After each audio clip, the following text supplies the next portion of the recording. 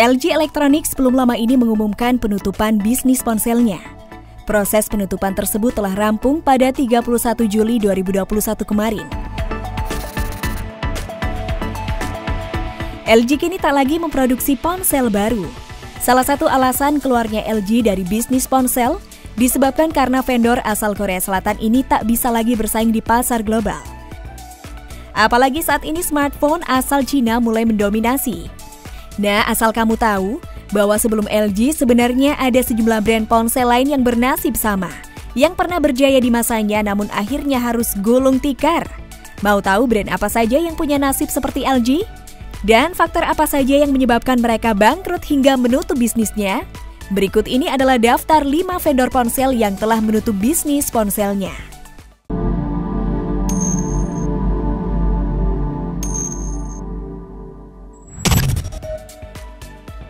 Ericsson. Sempat berjaya pada 90-an hingga 2000-an, Ericsson resmi menutup bisnisnya. Semua berawal pada 1998 di mana Ericsson menghadapi masalah dalam proses pengembangan ponsel model Ericsson T28. Akibat masalah tersebut, waktu peluncuran ponsel yang awalnya direncanakan pada momen Natal 1998 molor hingga akhir 1999. Tanggal rilis Ericsson T28 pun terpaksa kembali ditunda akibat kebakaran yang melanda pabrik Philips yang berlokasi di Albuquerque, New Mexico. Akibat dari insiden ini sebanyak 7 juta unit ponsel gagal diproduksi. Pada tahun 2000, Ericsson kemudian meluncurkan satu buah ponsel baru bernama Ericsson R380.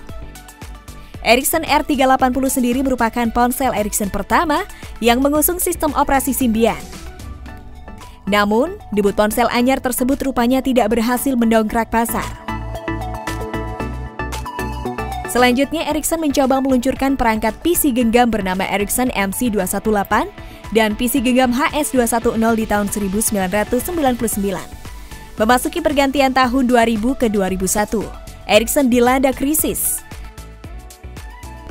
Dalam menghadapi krisis bisnis perusahaan, Ericsson memberhentikan 600 karyawannya yang terlibat dalam proses produksi ponsel. Ericsson kembali membagi perusahaan menjadi 2 divisi. Produksi dan desain ponsel dialihkan ke Sony Ericsson Mobile Communications, hasil kerjasama dengan Sony.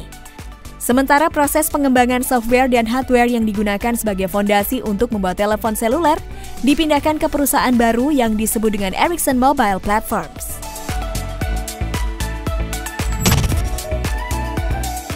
Sony Ericsson.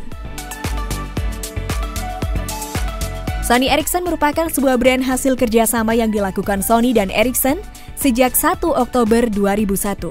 Salah satu tujuan utama Sony Ericsson adalah merilis ponsel baru yang mampu memimpin tren fotografi digital.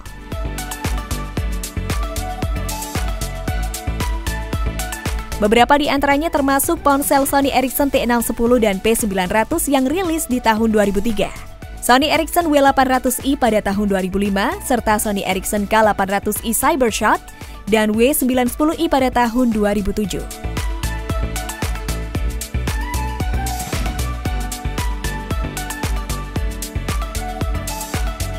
Namun, perusahaan hasil merger itu mulai menghadapi kerugian pada kurun waktu tahun 2002 dan 2003.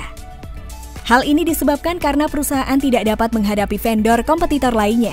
Sony Ericsson dinilai gagal memenuhi kebutuhan konsumen karena kurang berinovasi lewat produk besutan mereka.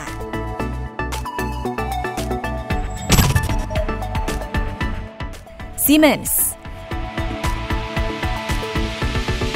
Siemens merupakan perusahaan manufaktur ponsel yang didirikan pada tahun 1985.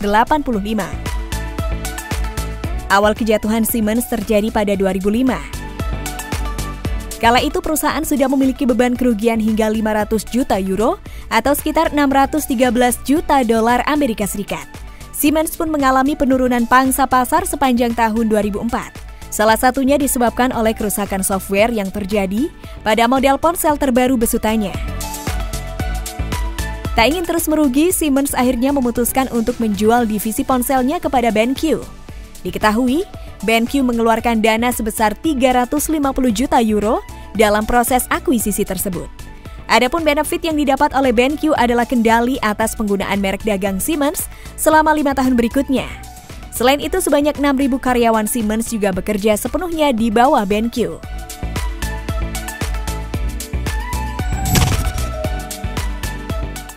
HTC. Mulanya, HTC merupakan sebuah perusahaan manufaktur yang memproduksi komponen komputer. Lama-lama HTC mulai mencoba mengembangkan bisnisnya dengan memproduksi ponsel. Nama HTC mulai melejit pada tahun 2005 berkat hadirnya HTC Dream, ponsel berbasis Android pertama yang pernah diluncurkan. Sejak saat itu, HTC giat mengembangkan ponsel-ponsel Android lainnya. Pada tahun 2010, HTC juga berhasil mengembangkan sebuah aplikasi antarmuka bernama TouchFlow 3D. Aplikasi ini pertama kali hadir pada ekosistem Windows Mobile.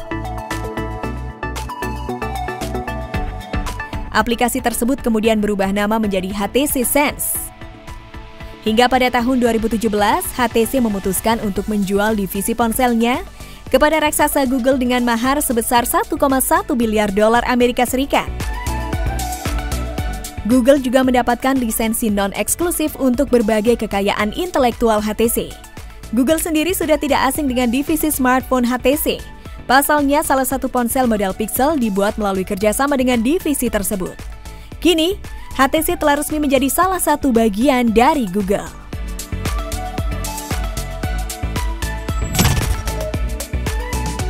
LG. LG Electronics resmi menutup bisnis ponsel miliknya secara keseluruhan. Keputusan itu diumumkan langsung oleh Dewan Direksi LG pada bulan awal tahun 2021 kemarin. Dalam keterangan tertulisnya, LG mengatakan penutupan ini disebabkan oleh kondisi persaingan bisnis ponsel pintar yang sangat ketat. Meski unit bisnisnya ditutup, LG mengatakan bahwa aksesoris maupun kelengkapan ponsel saat ini masih tetap tersedia. Dengan ditutupnya unit bisnis ponsel, LG turut menghentikan pengembangan ponsel layar lipat miliknya dan menunda seluruh rencana peluncuran ponsel baru di kuartal pertama 2021 kemarin.